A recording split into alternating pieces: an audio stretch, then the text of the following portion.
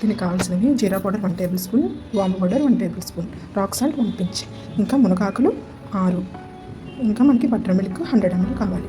దీనికోసం మనం ముందు రోజు నైటే పాలు తీసుకుని పాలలో ఒక 6 ఆకులు వేసుకుని మనం పెరుగులాగా తోడేసుకోవాలి.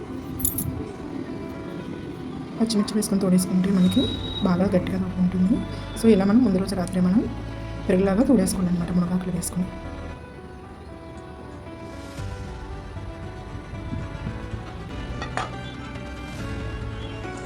చూడండి పెరుగు ఎంత గట్టిగా తోడుకుంది.